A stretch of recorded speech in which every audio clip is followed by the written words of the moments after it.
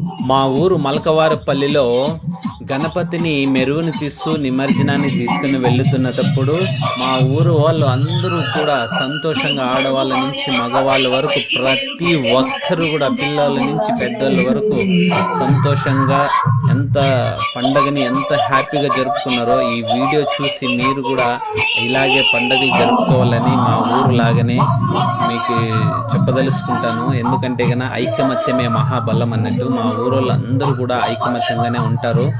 ఇది మా ఊరు పవర్ అంటే మలకవారిపల్లి.